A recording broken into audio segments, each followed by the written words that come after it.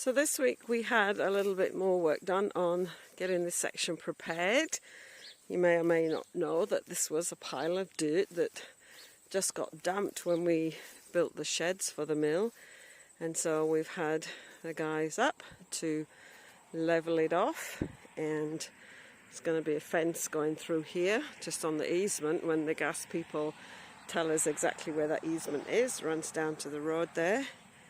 So we've had this piece of dirt levelled off, and it's pretty hard packed actually. It's going to throw some seed down, but I don't think seed's going to take root in here at the moment. So it's quite an impressive piece of gear that they brought. And the other thing that they did, I'll just walk over to this other part of the paddock.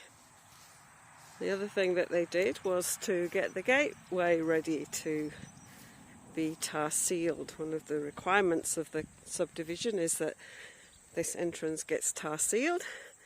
Previously it was a whole heap of blackberries or whatever, and over this side there were some privets and trees and stuff. They've all been pulled out, so don't know if you can see it on the video, but they've marked out where the tar seal is going to be. They'll put some paint on the floor.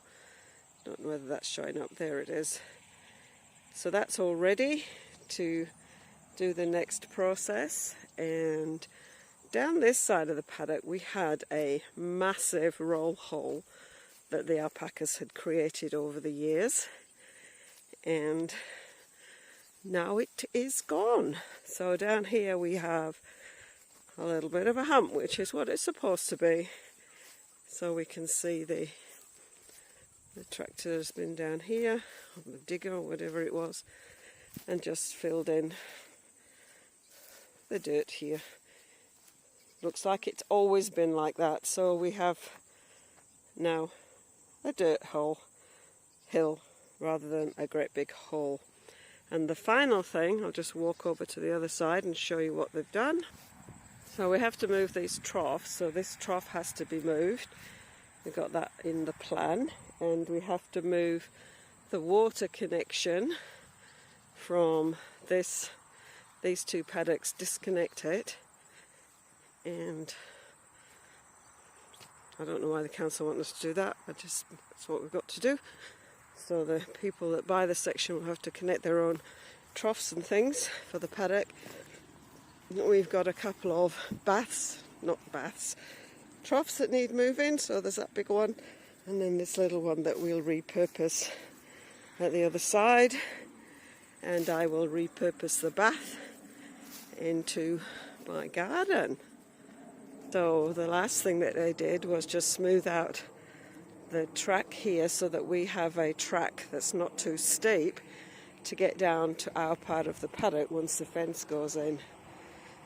So this was quite a steep drop-off slope. Now it's a bit less steep, and the new section will come somewhere about where Chloe is, and straight down to somewhere about where that tree is there. So that will be the fence for the new section, and we again need to put some seed down here. As I say, it's gone pretty firm. This has all been flattened out. There was another alpaca roll hole somewhere around here that's disappeared, covered up, and this has all been flattened out with the dirt that was taken off the top. And then over here I think you can see there's another bit of a hump that's got some flattened out dirt as well. So when we built the sheds, we were planning originally to put the dirt in this paddock and just level it out, but it was too wet at the time and the guy was getting his tractor stuck, so we ended up with a little pile here which is now flattened, and the big pile which we have just moved. So that is the earthworks that we've had done in the paddocks this week. Chloe's a dipstick. She stood waiting for me to open the gate. This gate is open and there is no fence, but she's standing at that gate for me to... Oh, we're going to climb through the fence. You are a cough drop, Chloe. So, it's Chloe's little... Mum, I can't get through. Open the gate for me.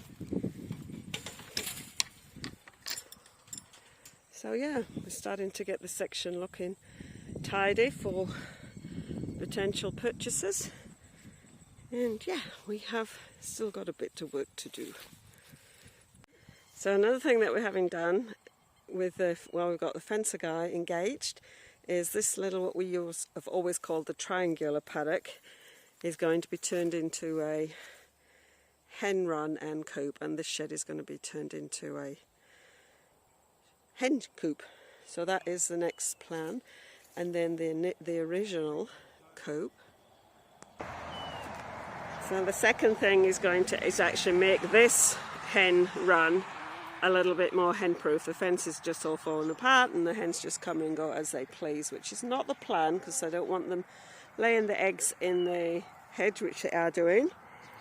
The only dilemma is that there's too many hens in this group for this space, so I need to swap them all over, and these are all a little half wild, so that might take me a wee while to swap them over. And he's going to just improve this hen coop. I'm just about to clean it out, but he's just going to improve it so we've got a roof over both halves, and yeah, that's on the plans as well. So what that will mean is that we'll have two separate hen areas, one for the heritage breeds and one for the highliners, or mostly the ones that lay most of the eggs. And this little group I'll show you in a minute are going to be moved as well. The other thing is trying to make my fence section a little bit dog proof. And so we had an extra wire and the other wire's tightened up. Totally doesn't stop Trixie from going through, but it does stop the two bigger dogs from going through. Sorry about that, we just had a little wasp decided to follow me. And these girls and Steve, the rooster, are going into one of the new spaces, probably the smaller of the two spaces. So there's 6 hens here and a rooster. And we've got 3 hens in here who I'm trying to encourage to eat my weeds down a bit. I'm going to see how I can integrate these 3. These are about a year or 2 older than the 6 that Steve has. We'll try and integrate them into one little flock. So that could be a challenge. We'll see how that goes.